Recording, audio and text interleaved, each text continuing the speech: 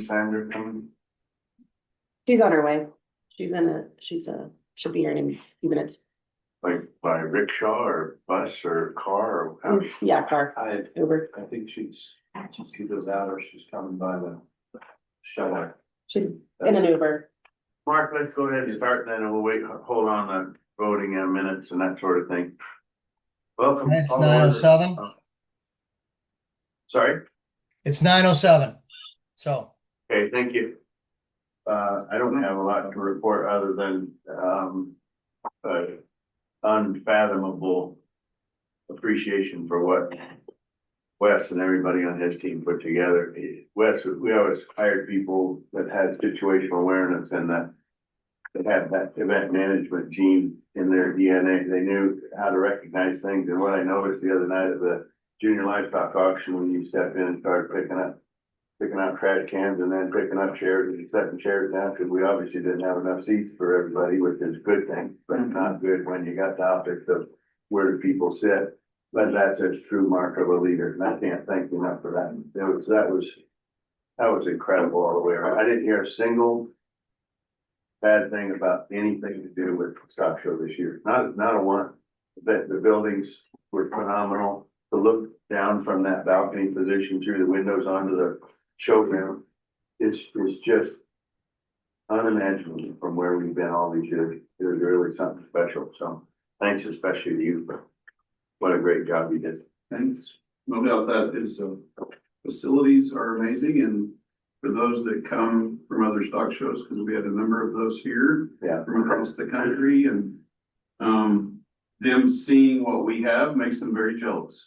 And the connection that we have with CSU being on the campus and all of those partnerships that are so important to what we do is great. And as I have told Doug many times, don't expect the weather to be the same next year. I did not bring that with me from Texas. It just happened that way, so. Never expected great weather. Yeah, no, We that's expect the contrary. that was really something special. On a side note of, did somebody just say something? Sorry. No. On a side note of editorializing, I think it gives the mayor and everybody, city council and everybody else a great report card as well, and give them an opportunity to put a win in the win column and hopefully move forward and hopefully toward that end. And I think our agenda has been for the last several years, how do we integrate with WSSA and the CSU in a better way, more effective, less duplicative, and ultimately recognizing what the long-term opportunity is. And I hope our next step is really going that direction aggressively, really aggressively. So we'll wait for John to get back to outline that further, but in the meantime, just nothing but optimism for moving forward. With that happy note, Your Eminence. All right, I'll pile on and just say, specifically call out the mayor council dinner was fantastic for that end of having council there, having that feel welcome. It's fantastic. You guys were incredible hosts in the new building. It was a huge success. I mean, a great comments back, I think. Facilities update. There's lots happening, of course. Steve will talk a little bit about equestrian center in the executive session today, but I'll take this momentum right now. There's a lot happening about the problem. We've talked about livestock center, and we'll be getting together with stock show and debriefing on all the different pieces and parts, and Hugo will be part of that process as well to look at what worked, what we learned, what can we improve for next year.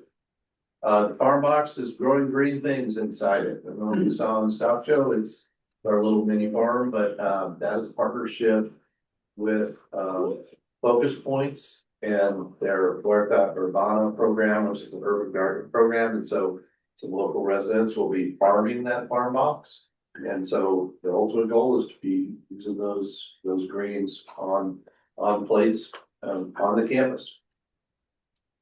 Cup North is the deal is done. The transaction occurred. And there is, dirt being moved out there today, so great progress on that. CSU O&M agreement is in their hands for final review.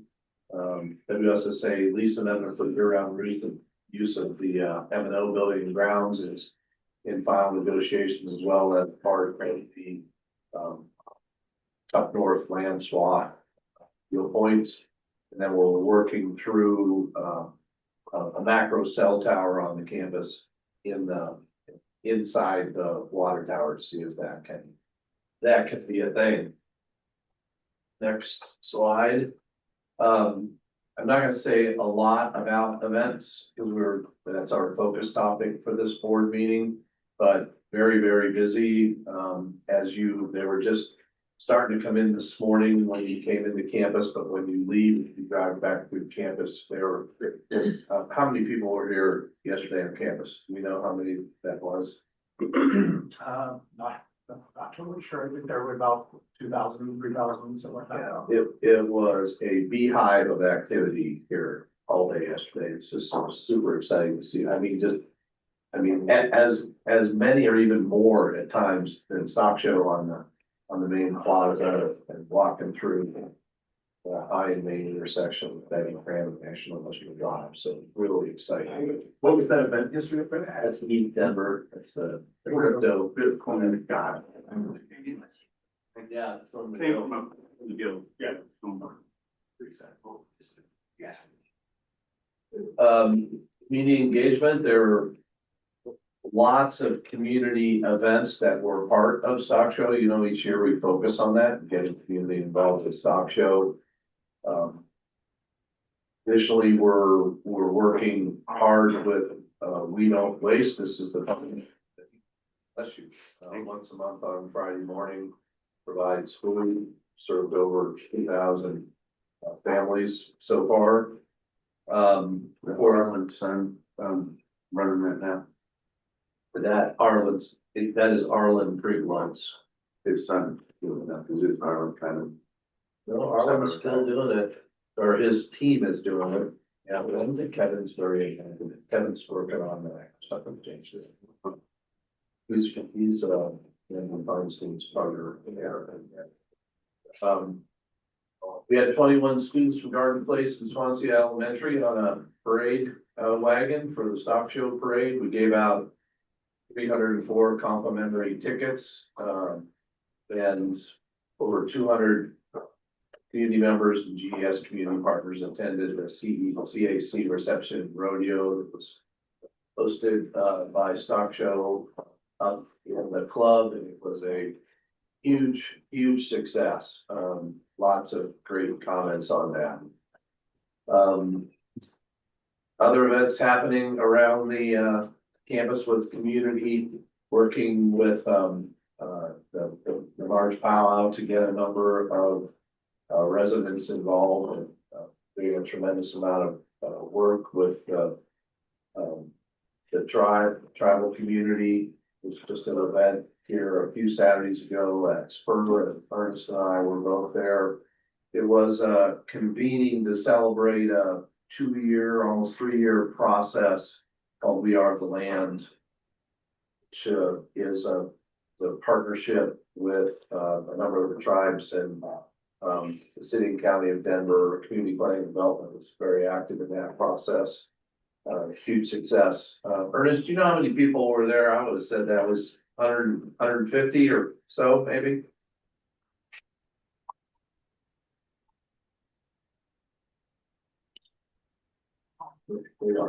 Maybe Bill now. Yeah. Sorry about that, Brad. Yeah, I think there's probably I think there was throughout the day, a couple hundred for sure.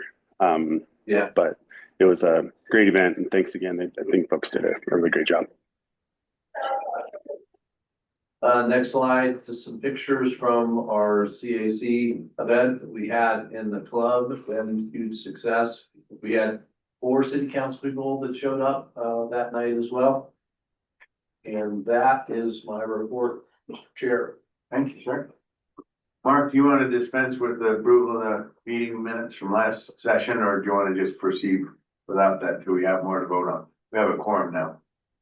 Yeah, we do have a quorum of seven, Mr. McCarthy. So yeah, if you could ask for a motion to approve the minutes and a second and then any discussion and then a vote, please. I think you just did motion. For second. Anybody have any objection to the minutes from last meeting? Hearing none, we'll approve that and push on. Any other votes we need before we move on with partner reports, Marshall? No, sir. Good show. Mr. Magoo? Thank you. Are you pulling that up? Oh, yeah. Great. Yeah.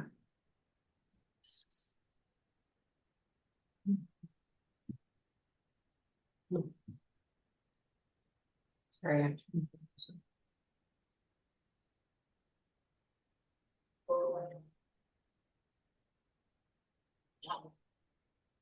Sorry. I just So, keep up and- no worries. Well, Dennis getting that pulled up, I'll pile on too, fantastic debut of the Sue Ann Shoots Roberts Livestock Center.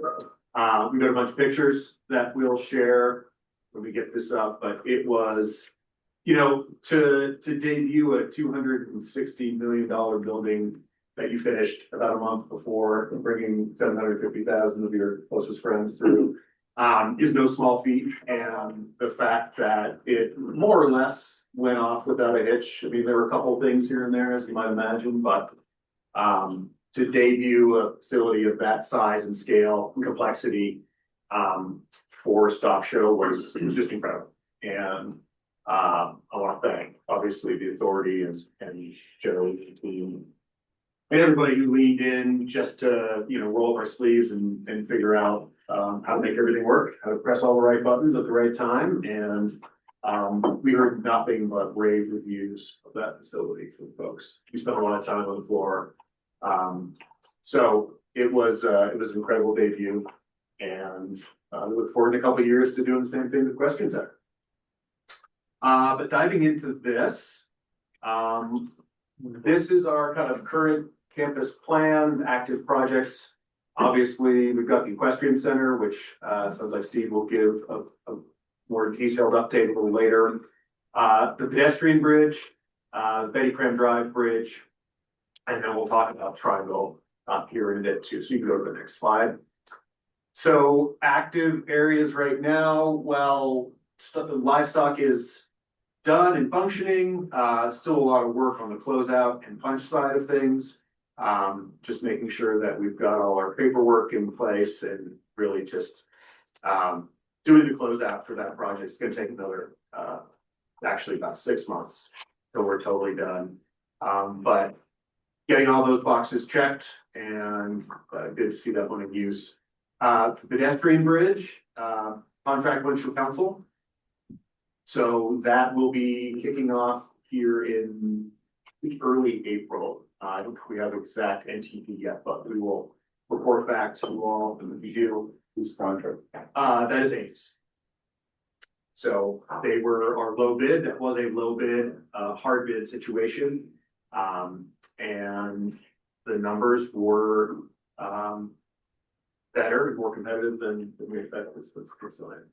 I think in general, the contractor market is hungrier than it has been in a while. So that's always good to hear. And I think that'll be good for our conversations around livestock as well. And then planning for the Betty Cram Drive Bridge, as you know, that's a project that's being led by Dottie, although there are NewCo funds in that, there's close coordination. So it's Betty Cram Drive Bridge and then the 48th Avenue Greenway on the other side. The work you're seeing out there now is levee work ahead of the transportation work that is, I believe, going out to bid in April. So all the funding is lined up for that between Dottie and ourselves. That is also one of the projects that was previously partially funded by the Reconnected Communities Grant.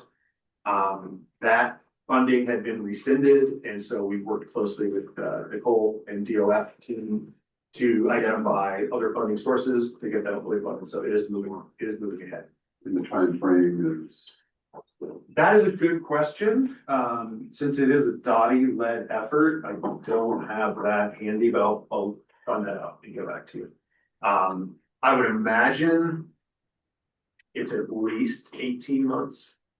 They're gonna start bridge construction in the low flow season next fall. But I don't know the full sequencing of when they'll be connected all the way to Washington. So let me report back on that.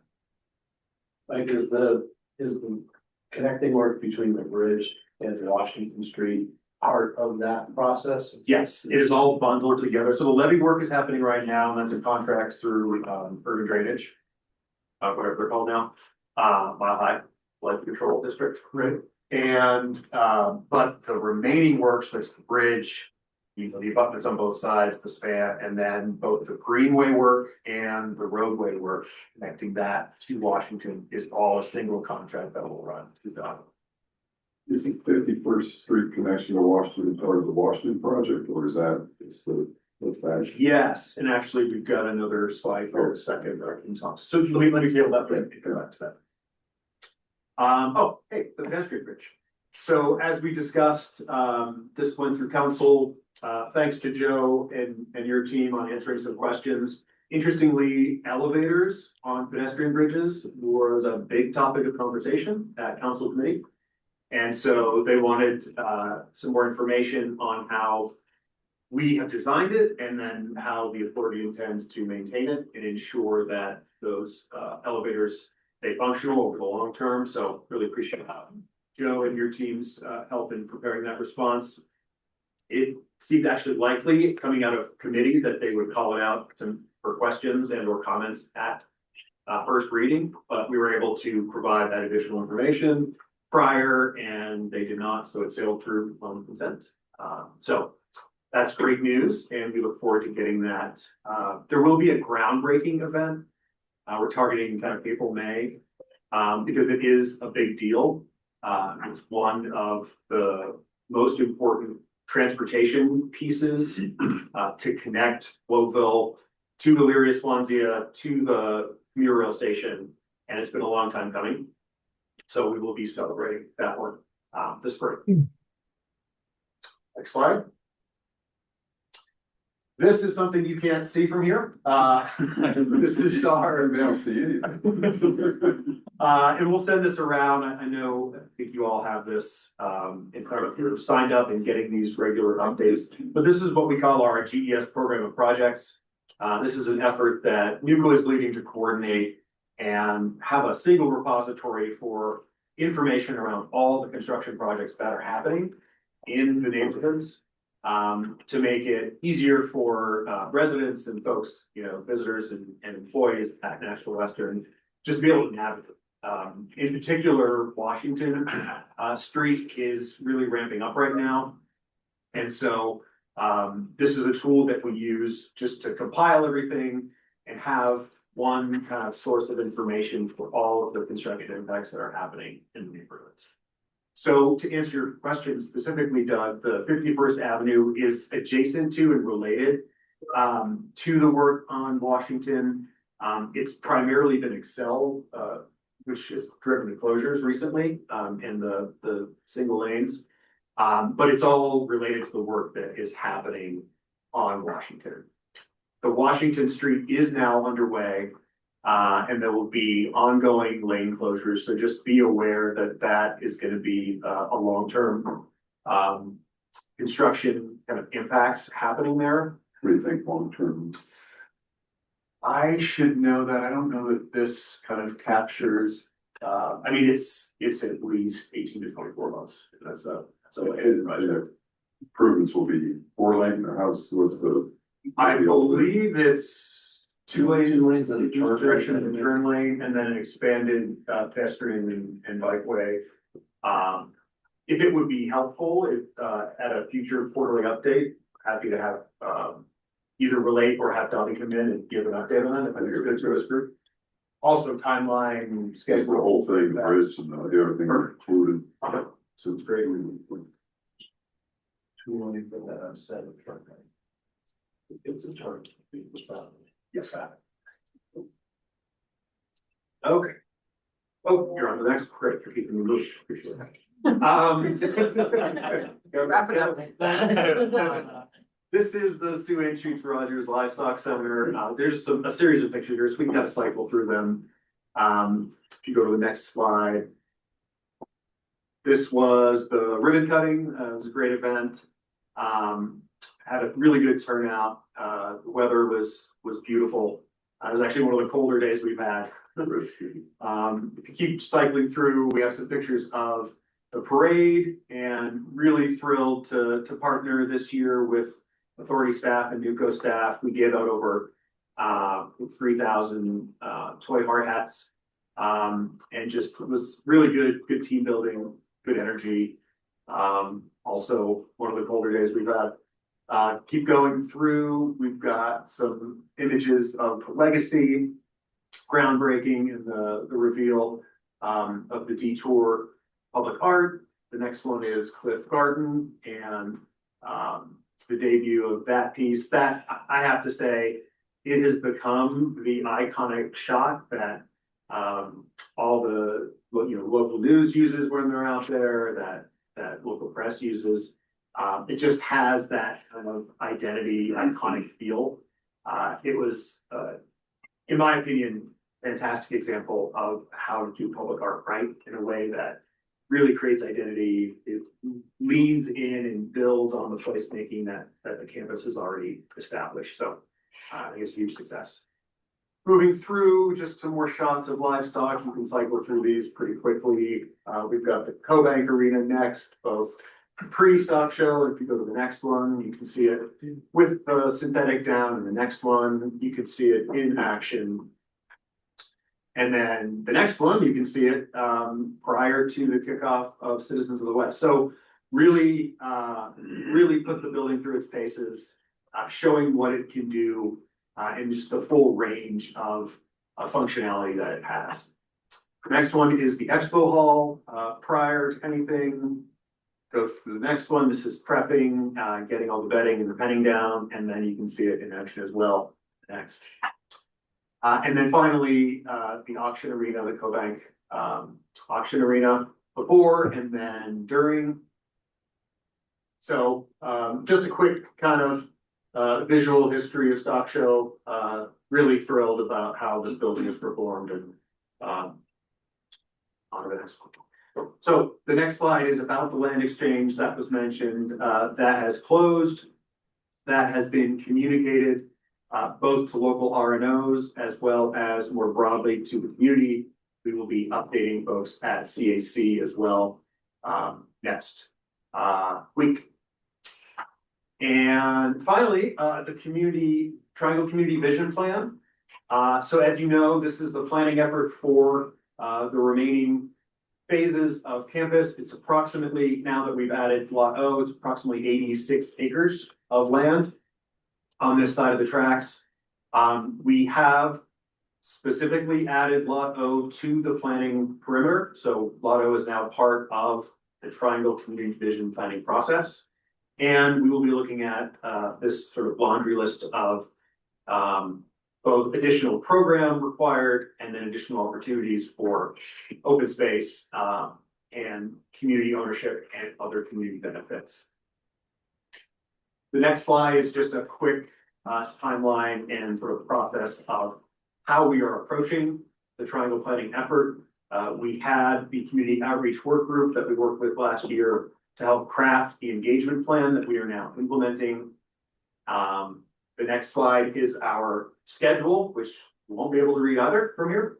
But really this lays out the next 9 to 12 months, getting us through to what we hope will be a final plan around just about 11 months from now in January of 2027. So multiple phases, lots of workshops, the engagement process threaded through the entire process. And then the final slide, I think I have a couple more.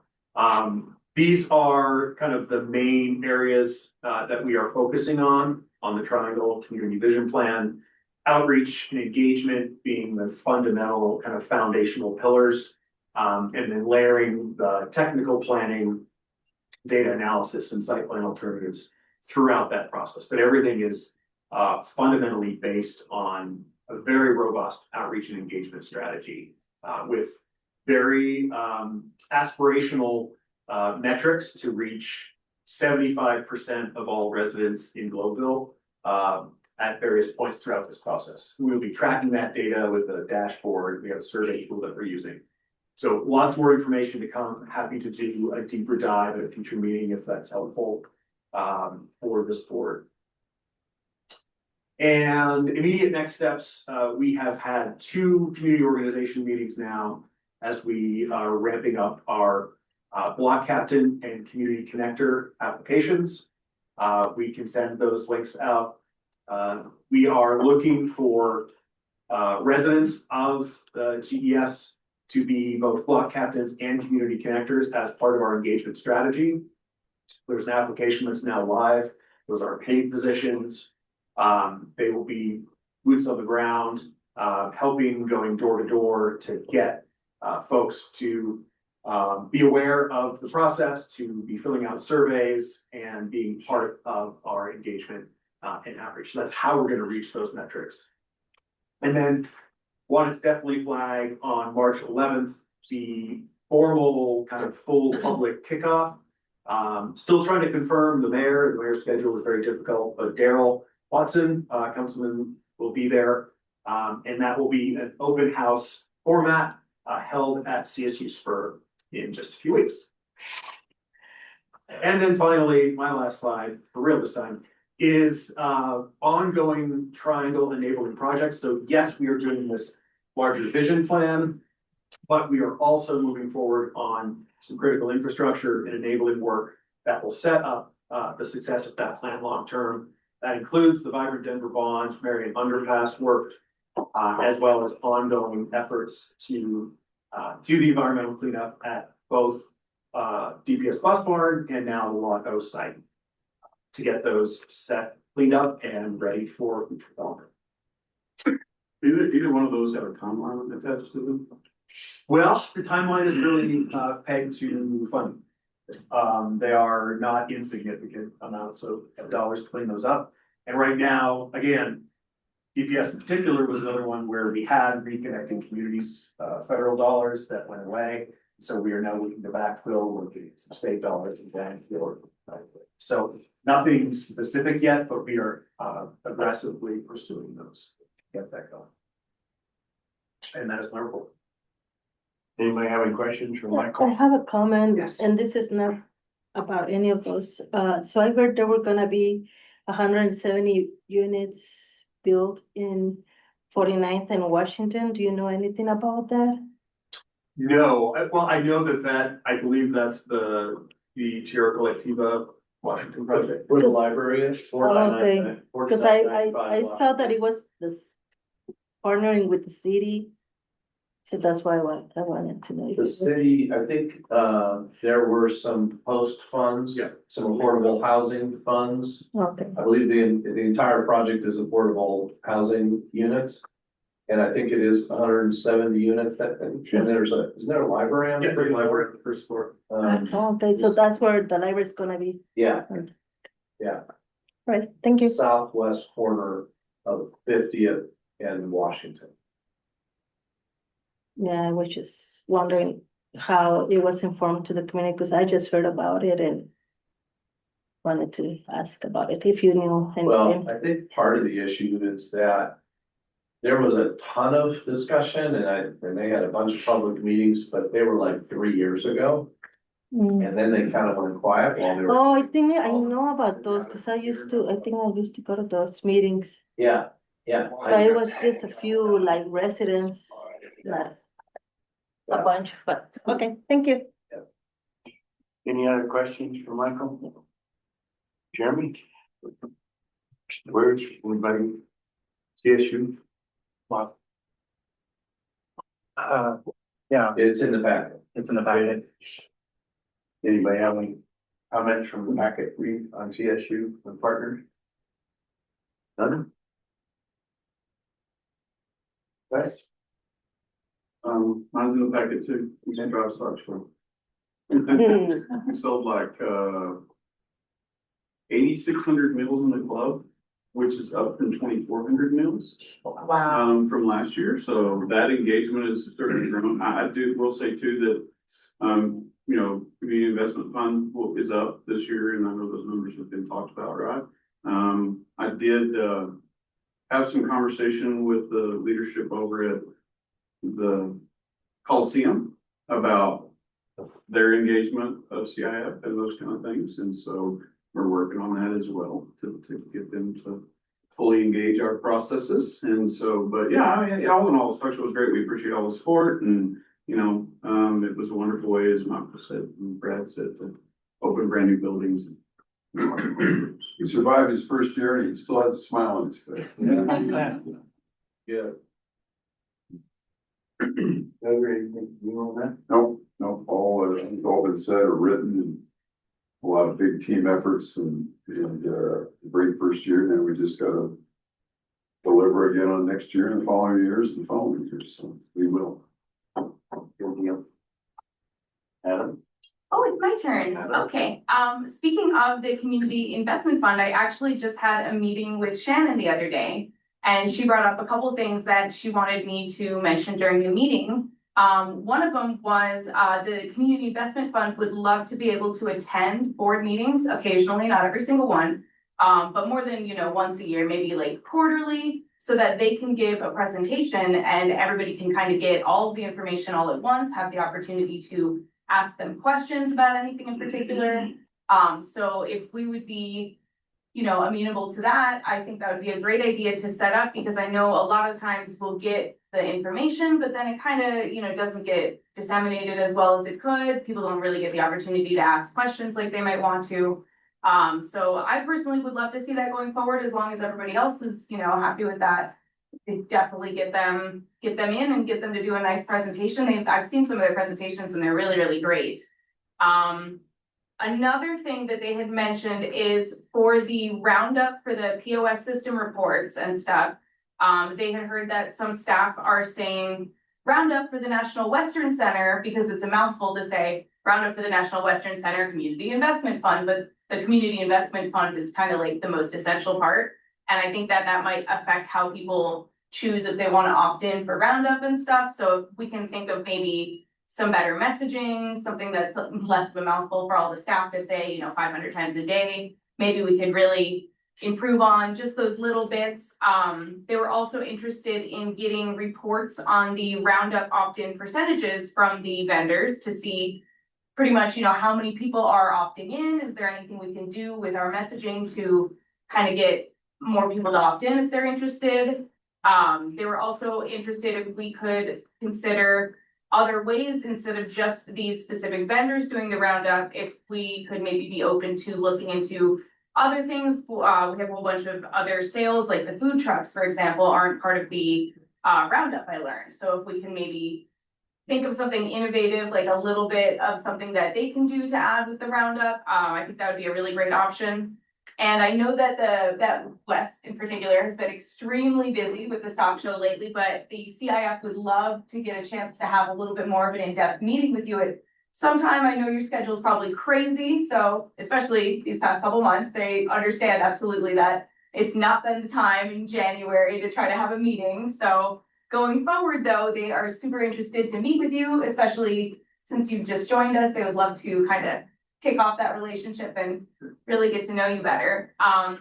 The one other thing I have noted here is that Humatix is the ticketing partner, I believe. They have a mention of community event days where money is given to a charity of their choice. How can community organizations apply for this? And can there be an introduction made between this organization, the ticketing partner, Humatix, with community engagement organizations and CIF, anybody else? So that's my huge note. I know I didn't really leave any time for anyone to answer any of those questions, so. Is the role that they would expect to play more of advocacy or informational or listening to what goes on in the board meeting, and what are their expectations of timing? When they come to present at the board meeting, it would be their presentation of the amount that they've gotten, the process of, getting everybody to apply, the process of disbursement, that kind of thing. I think we only have them present around the summertime when they're about to be dispersing the funds and stuff like that, but they would be interested in presenting slightly more often, maybe after, the stock show, and we've kind of got all the data coming in, a presentation, then a presentation when they're dispersing the funds, and then maybe a presentation after all the funds have been dispersed to kind of show the things that people have done with them. Because that's really the best part is, getting to see the result of, all the hard work. I feel like we kind of don't always get to enjoy the fruits of our labor. We always get to do the labor part and never get to enjoy all the beautiful benefits. So that's mostly what they were interested in presenting. How many folks are engaged with that would come? I think it would probably just be like maybe 2 people, 1 or 2 people. Yeah, they don't really want to come in and sit for the whole board meeting and, join in all that, but they wanted to have the chance to come in and present personally rather than giving me the information that I then have to share. And I'm not in the community investment fund. I don't have all their data. So I think it's better to have the direct source present than it just gets filtered down through me, through Sandra, through a bunch of other people. Yeah. Prima. Amanita, Yes, or Yeah. anything to add? no, because I didn't know about that. Okay.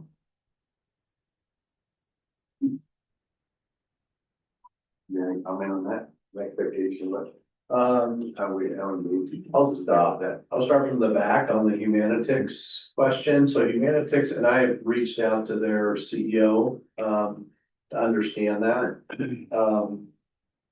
They have a predetermined group of nonprofits that Humanitix is a nonprofit ticketing company. Rather than so instead of that profit component going to their private or profit entity, they have, I think it's 4 or 5 nonprofits nationally, maybe even internationally that they work with. I'm supposed to have coffee with him here in the next few weeks and ask.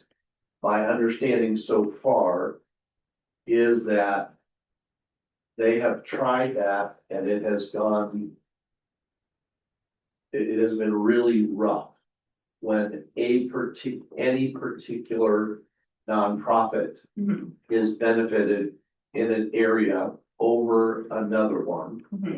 You're choosing a winner and a whole bunch of losers, and that has been a big issue. So I don't, that their answers so far has been, we don't do that.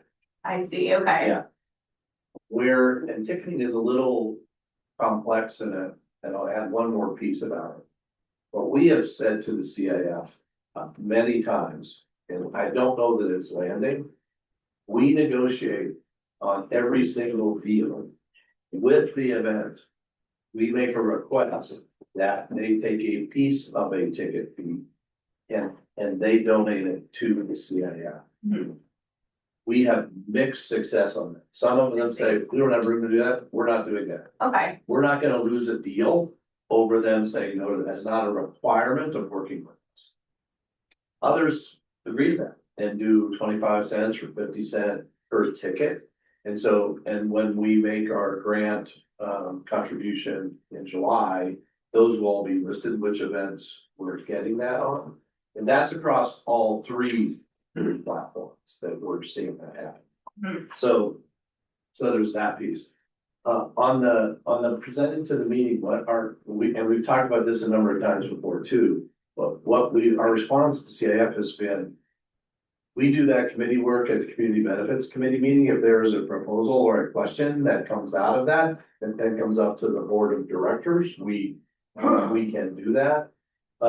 Happy to have that conversation again to see if there's something that's different than what we've asked and answered before. That's been our answer. I would just add, the list that you walk through was our agenda at the Community Benefits Committee. is that the one that just happened that I couldn't attend? That would be why I didn't know that then, perfect. Yeah, that was our discussion. Excellent, all right. So That was going to be my comment too. Sorry, I was just going to say, I was trying to find the board meeting update for the community benefits. But I'm glad, Steve, that you said that, because I was just wanting to confirm that's the conversation we had at our community benefits meeting last week. Yeah, usually I get to attend those, but I was in Florida and out to dinner with my parents. So sorry, folks, missed that one. The only thing I would add on to that, just real quick, just because you brought up the food truck thing, is those tend to be small businesses in their own. Mhm. So it's, a lot of times they're making almost, very little to begin with, so it's a Right. pricey thing to say, well, do you wanna? So you wanna do this too, right? Okay, Yeah, in that particular one. right, yeah. Good show, Deidre. Am I unmuted? I just wanted to chime in on the notion of reporting from the CIF to the board.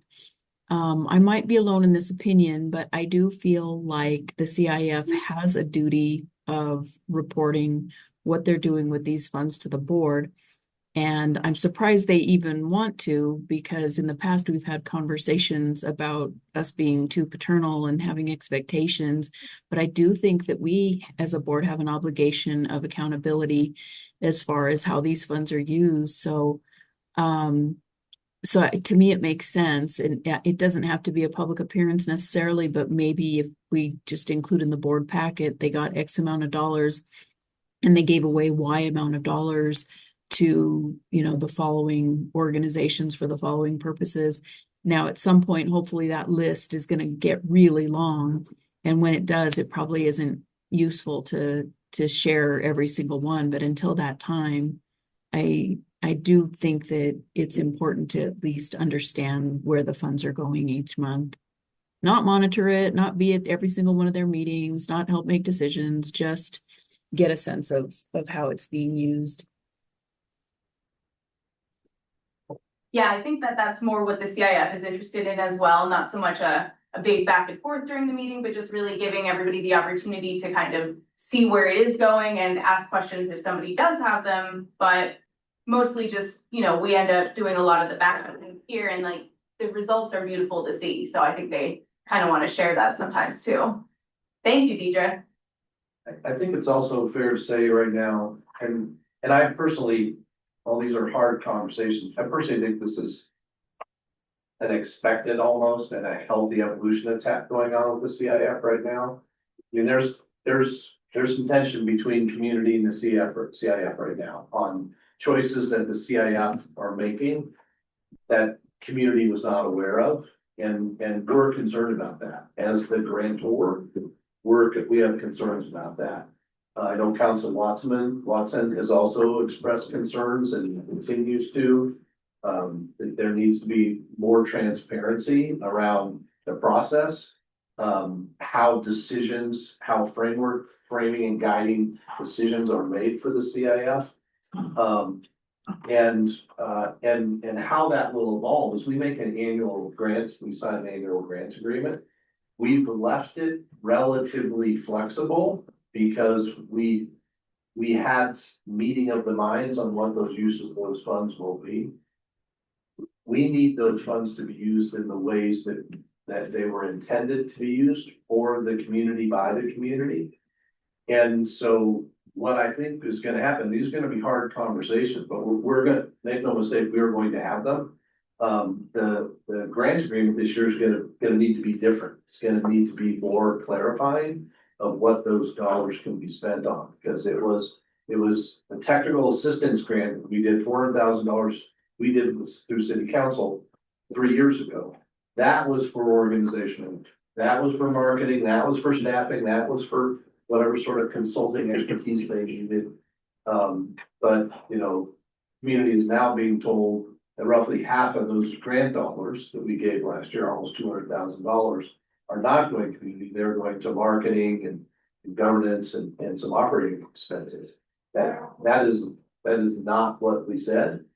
And so that's, we need to come to concurrence on that. And going forward, Steve and I have had a number of conversations with them over the last few weeks, in fact, and so I don't think it's a problem. I think honestly, it is this evolution and maturation process of coming to an agreement long term can't think of everything upfront on something that's never existed before. And so I don't have it in my head that it's a problem, but it's definitely something that needs to be worked out and clarified. Right, yeah, makes sense.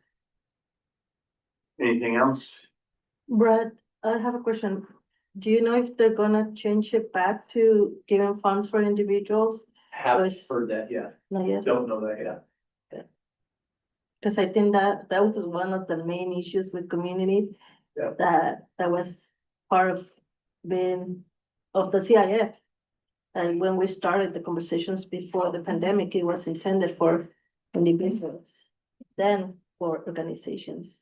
And now that they took that part away of individuals, I think that's when everything escalated, and that's why community were really upset, because it's hard to apply for a project like remodeling, but you don't get enough funding as an organization. So how can we help other residents that need remodelings at their homes? Well, they can apply individually. But now it's impossible to do that because of the changes. And I think just being open to hear community, to work together, I think the CIF can be really good. But those conversations need to be open, and them as leaders of the CIF, they have to be open to hear community. And not get defensive. And I think that's one of the also issues, that you cannot get aggressive and defensive towards community. You really have to be open to listen to what community needs and wants, and if they have any questions too. So hopefully everything will go better. We hold ourselves to a very high bar on transparency, all of us, and we don't make decisions behind closed doors, you know. We're going to require that, you know, our funds are used the same way. That was the whole mission behind the community investment fund. By the community, for the community, all the community. So we're going to ensure that happens, and I'm confident we'll get there. All right. Give you a little quick rundown of where we landed for 2025. Our operating revenue came in at 5.6 million compared to 5 million, so about 600,000 better than planned. Of that revenue was 2.1 million, about $100,000 better than planned at 200 million budgeted.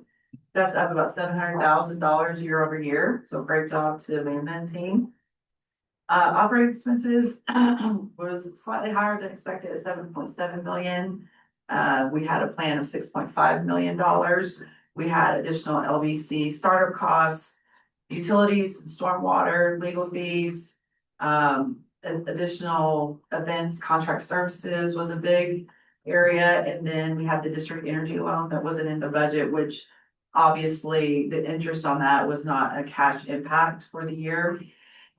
Total operating deficit was $2.1 million compared to 1.5 million. So a little bit higher than we had anticipated. When we factor in district energy and EQC, total net deficit was $4.5 million for the year. Quick rundown too of some of the operations, enhancements in the finance team. So we completed our PEO conversion this January, reducing our payroll burden from 28% to 22%. We also implemented during that conversion job costing, which now the entire team is logging their time so that we can allocate our expenses more effectively and understand, you know, our profitability much better with that. We transferred our 401k plan as well. We just came out of blackout yesterday. We onboarded a full-time staff accountant, which is going to be amazing to help continue some of our financial operation improvements that we have on the roadmap. And then finally, we completed field work for audits. Everything came out clean and beautiful, and we expect the first draft of the audit report next week. And that's all for me. Good deal. Anybody have any questions for Mickey? They're not, and Rob's not on board. Or Jessica, is Jessica around? CSP did not meet this month. They had one virtual event on the procurement policy that we'll talk about in the executive session. Ernest, anything to add to what we've already covered with community? No, I think that was a good conversation and look forward to continuing the conversation with CIF and how we can get that information in front of the board. Thanks. Good, Dean. Thank you, sir. Joe? Yes. Amanda and I are gonna be presenting some event stuff for this year. Kind of teed this off last meeting, if you remember, showing some of the events that are coming, giving you kind of a glimpse into what's happening. So going to the next slide. Really what we're gonna be hitting on this is just recapping 2025, 2026 events, leads and overview, event holds and set by segment that we'll be touching on, event conversion, and event forecasting with the triangle handover that's going on this year. And we're gonna touch on some activations that we're really trying to hammer away with this year that will really bring more people to the campus, more visibility, more attention to this. So Amanda's gonna take the first one really, so go ahead. Good morning, everyone. I'm here to kind of present some numbers from the sales team, from really kind of past, present, and future here. So starting with the 2025 recap, just from a high level view, we finished the year with 75 bookings. And then the sales team completed over 120 site tours over the course of the year. And then another program that we put into place around July is really building our sales funnel and coming up with a solicitation plan. So we completed since July, about 200 solicitations, amongst the three of us. The grid that you see right there, which actually is all right, I suppose, shows kind of where we were in actual month over month for 24, 25, and then actually diving a bit into 2026. What you can see here is that in 2025, we finished, as Mitzi mentioned, at about 2.1, a little bit under, for event revenue. And that's a significant increase from 2024, which is really kind of shown in the graph that's listed on the bottom left. A little sneak peek into 2026 is that currently we're sitting at about 1.4 in event revenue, which is higher than we even completed in all of 2024. So as you can see in that graph, the green signifies 2026, and it's hopefully quite a bit larger throughout the whole year than we've seen ever in the two previous years. Amanda, Yes, so blue's 24, the orange Correct. is 25, the green is green is 2026. 26. In the lower right corner, you'll see kind of how we were tracking each month to our goal in 2025. So the blue indicates how we were tracking throughout the year. We started out the year at about 11% and finished the year at 106% to our goal. If you look at that green, which sorry, it's not super differentiated, but in January, we're tracking at about 17% to our goal. And as of today, we're at about 21% of our goal, so tracking a little bit better than we did last year, which is exciting to see. Next slide, please. Hopping into leads here and how we're building our funnel. In 2025, we had 341 leads that we received. That's an average of about 28 per month. This year, we're tracking at about 33 leads per month. So really building that lead base and making sure that we have a good funnel to build off of. In the graph on the left, you'll see kind of where we're getting our leads from. So the largest source right now is a lead source company called Venue Hub. So we're getting a lot of leads from there. The second one that's notable is Triple C. So that's our internal CRM system. What that really means is that folks are coming to our website and submitting leads via our website. So I think that speaks well to our marketing efforts, and the folks are coming directly to our website to host events with us. On the right, you'll see leads by location. So these leads were tracked through the beginning of last year through this year to date. So the green portion that you see up there is for the Stockyard Event Center. It stands to reason that because that was the main venue open throughout all of last year, that the majority of our leads were coming in for there. I would anticipate that the blue section, which is the new Livestock Center, will grow significantly here in the coming months. And then we'll obviously see the triangle pop up some more as we, as that handover takes place, as well as the equestrian center when that comes online. What's the cost of the, they charge a fee for, Yeah, it's like $1,000, yeah, a year, yeah. a year? Yeah, a year.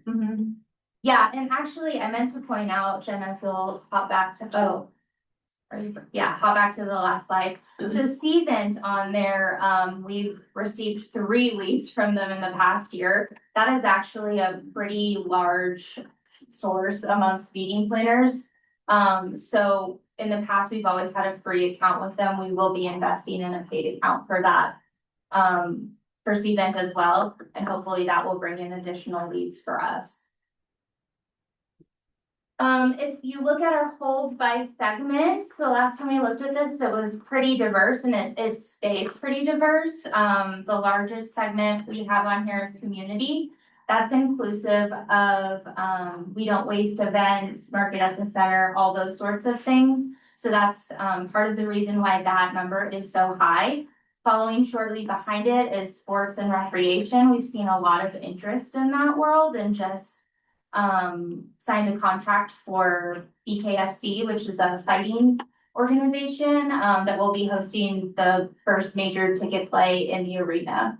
So we're very excited about that. It seems like a lot of those are converting or just on the edge of converting there.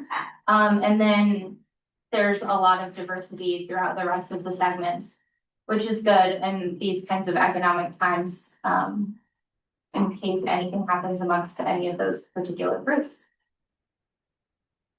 In terms of conversion, this looks a little bit different than it did last year. So what we're seeing really is from the time of lead creation until contract, it's taking about 116 days for us to convert those leads to contract. From the time of contract to the first day of the event, we're looking at about 200 days. Last year from lead creation to contract, because of the nature of the SYEC and how quickly people book that in comparison to the livestock center, that was at about 66 days. So we have widened that window a little bit. And then from lead creation to the first day of the event is about 311 days, which says to me that what folks are doing is finishing up this year's event, and then moving on to where they'll host next year's event, which really gives us some good information about when we should be reaching out to them for those additional events. Right now, our lead conversion rate is about 26.5%, which isn't terrible. I'd like to see that number about 30%, but it's pretty good for what we've got going on right now. Hopping into 2026, the top of this slide really talks about what we already have on the books. So right now we have we do have 53 definite bookings on the books. That represents 123,000 attendees for contracted events. We're anticipating that throughout the year, we'll continue to contract events and that number will be more like 500,000. In addition to that, we also have 21 bookings that are 50% or more likely to book.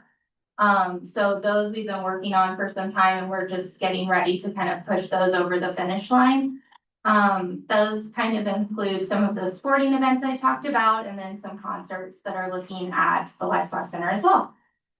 If you go down to the bottom of the slide, we're really talking about forecasted numbers, and the graph that you see there, or the pie chart rather, breaks it down by the different segments. So what the number you really kind of are probably interested on here is the 4.6. That's what we're forecasting at right now, for 2026. And then, kind of speaking back to the conversion rates, we're already kind of in the weeds with 2027, and talking to clients about where they'll be for next year. Right now for current holds, we have 17 in the Stockyard Event Center, 45 holds in the Livestock Center. And then as I mentioned with the handover of the triangle, they've done a really good job and have 63 events that we're hoping to maintain in 2027 when we, take that building from them. The good news here is that 27 is looking even better than 26. So at 6.6, we're forecasting really, really well for 2027. And that's without a lot of the financial information, from those triangle events that we have input right now. That's kind of the numbers. Hand it over to Joe. Yeah, and just a couple more slides here. Wanted to go over some campus activations that we'll be looking to bring on. The idea behind this is to just do some placemaking on campus.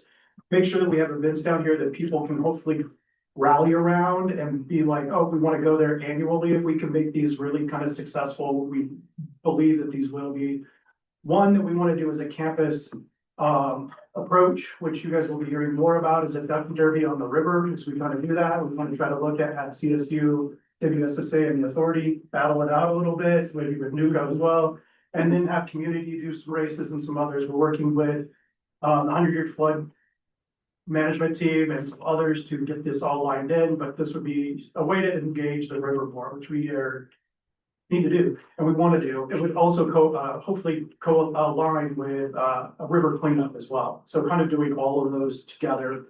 Other ones we have on here is Fall Fest. Fall Fest is going to be engaging the plaza, pumpkin patch, kids maze with straw, and then Day of the Dead is going to be kind of the end piece of that we look at for a festival coming in the plaza as well. And that will pivot to activating the plaza with holiday lights. Hopefully we can get some like sled ride, or not sled rides, but horse carriage rides, ice rink, things like that is what we're trying to put down there, coordinating that with planning team to make sure that we're out of the way at the same time, but leaving the lights up so it has that festive feel down through there. We've kind of looked at other organizations that have done this, like Georgetown Loop, other cities, and then get foot traffic anywhere in the hundreds of thousands with this after a couple of years. So this would be a great thing to just get this activated down here, parking, things like that for the campus to help campus to help with that. And then we have other ones at 27 that we'll be working with the campus in general to talk about how we can bring these on. I know Wes is aware of the Kentucky Derby, and you guys have kind of like looked into that with us as well. Maybe taking the lead on that one, and we help you on that one. That would be great for two. We're making that one work. Yeah, then something possibly around the 4th of July and then New Year's Eve. We have the water tower. It's iconic. It's something that we can work around, and it's something that can kind of be out of the way.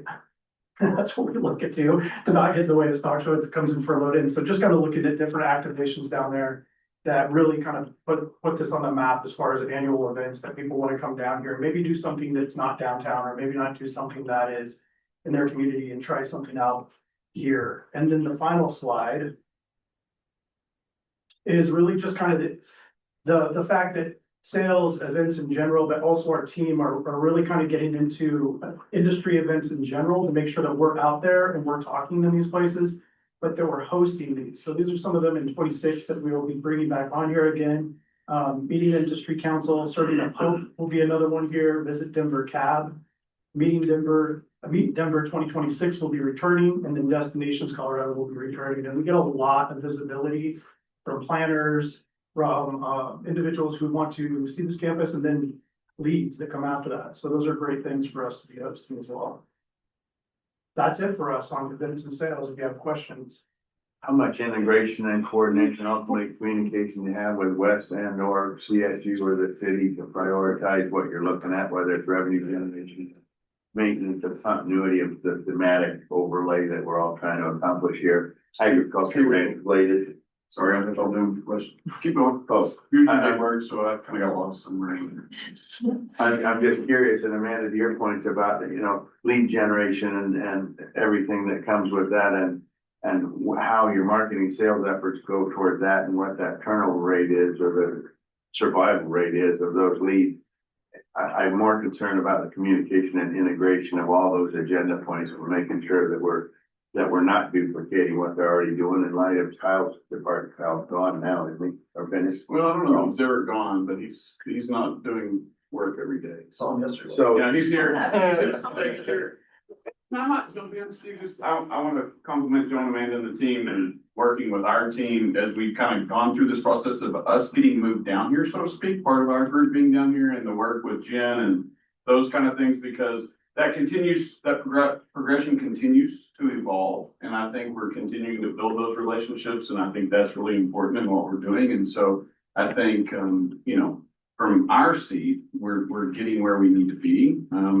You know, and I know that's happening with Jeremy and his team as well. So in those meetings, with calendar meetings and that kind of stuff. And part of that is making sure we're all sharing information to our leadership groups and how that looks from a collective group, not just an individual group. And so we're proud of that. I really think it's kind of moving in the right direction. It's just trying to get, just sitting on the bus and where should we sit and all those kind of things is, it's not difficult. It's just trying to get through stock show and then making our plans, because you'll see from our side too, that we're standing up a new marketing campaign for Legacy here shortly. And trying to integrate that with what's happening here at the center and how those look. But some of those campus-wide events that Joe talks about are really important, I think, to the long-term success of what we see with this facility, not just rentals, but things that we're, if you will, self-promoted events is going to be important for all of our entities to be successful as we move forward. So that's really good. Yeah, and I just say, as far as our communications that go along between that, we probably, without saturating meetings too much, we have ongoing meetings at all levels. So like in operations side, they'll be talking logistics to that to make sure exactly what you're talking about. You're out of the way, we're here, this is not interfering, things like that, so that they look like that. In some of the meetings that Amanda does with sales teams and stuff like that, they're talking about these concepts at that level as well to make sure that these are all working for everybody. And what is the input? Market on the Center was our test trial through on that, and now everybody's more collaboratively getting into that. Sometimes we gotta go up and going, and then we can really say like, how does this work best in here? Where is it best to put it to activate, stuff like that. And then we have additional ones with events and stuff like that. So those are ongoing in multiple facets that those communications go on. I think the critical piece too to that is how we operate together from an operational staff. That's going to be the one that I think kind of continues to progress as we complete this transition over 2026. It's something that we're looking at and how we integrate. And I know that at the dog show, folks were there from the center team with our team and looking at that kind of stuff. And so, you know, I do think there's some of that duplication of duties, if that's something Brad and I talked about at lunch, that are going to happen through the year of 26 as we kind of figure out where we all play in the sandbox, so to speak. So. And it's not just ultimately duplication of effort, it's making sure that whatever we're accountable for on the operating side, that we don't ever drop the ball if their escalator goes down or whatever the example I heard from. Yeah, I mean, you know, we learned that during like the spread of the bleachers, all of a sudden started coming, not apart, but started spreading out during the hog show. And, you know, thank goodness there was some of us there and we called Brad's team and the team to come over from the center and actually some daddies with some come-alongs and some tie straps that we got from that. We put it back together and then said, don't move it until stock show's over so it doesn't fall apart again. So I think those kind of sequencing, honestly, Steve, about how do we manage that and how do we service events is going to be critical, because from our side, everything we do for all of us is all our reputation. From the stock show side, we have 120 years of reputation. When we talk about National Western, it's still us, right? Everything we do here still reflects stock show because we've been here for 120 years. And so it is a interesting marketing, management, National Western Center, National Western Stock Show, because in meetings we talk about WSSA, but publicly we are not WSSA, y'all. Publicly we are National Western. And I think that is going to continue to create who's on first kind of questions and whose responsibility is it? Because as you go through this entire process and you look at, even from a standpoint of how things were worked through the community in the beginning of this program came and was led a lot by stock show. Those kind of responsibilities have changed. over the term of how we've all come together under this 100-year agreement. And so I think that as we look for those things, we all have to be very protective of the brand, for all three partners in this deal. So I think that's really important. Anything? I mean, some of the points you bring up, those are learning curve based on one, the other. We literally had to wait for White and Henry to come in because they own that piece of the sign, so we could not, our team just didn't know it then. So unfortunately, what feels like what's a minute can feel like an hour in those situations, and what's an hour can feel like 5 hours, and so I realized that those are pain points in there, but they've all been things that we've been able to resolve quickly behind the scenes for future. If that makes sense. So, yeah, I mean, I really do, we take that seriously. We wouldn't drop the ball on that intentionally, and we also make sure that we're correcting that going forward. And how often do you meet with all the partners to compare calendars and look at a master? Event calendar? I don't yet, like, I mean, we do this regularly, so it is like twice a week, there's twice a week campus coordination meetings. Once a month, event meetings, twice a month now, event meetings, sales meetings once a month, and then internal meetings with operations multiple times. So there are a lot of meetings that are going on. Intentional, they need to. We have to have that communication going on. Good show. Anybody? Lori? I don't need to rush this along. We have 14 minutes. We need Wes's vote at the end of this thing. Okay, but go in. Unless we got anything else critical, we can jump into exec session. Mark? Motion to go into executive session? You're muted. I am, Marcus. Marcus. Sorry. Apologize. Yeah, I had to unmute myself. Yes, if you could ask for a motion, please, sir. Yeah, the motion second. Second, thank you.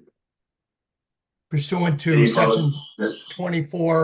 24-6-402 sub 4 sub B and E, the Board of Directors of the National Western Center Authority wants to convene in an executive session to confer with its counsel for the purpose of receiving legal advice and to determine positions relative to procurement matters. The board will not adopt any policy, position, resolution, rule, regulation, or formal action during this executive session, and in fact, by statute, may not do so. This statement is being provided pursuant to law as required by law. The session is being recorded, and the recording will be maintained in the books and records of the National Western Center Authority, should anybody from the public ever choose to want to see it, and then certain requirements of law will be followed in order to pursue that. Are there any questions before the chair asks for a vote? All right, All in Mr. favor Chair. of going into executive session? Aye. Aye. Any opposed? Aye. We're now in session. If you want to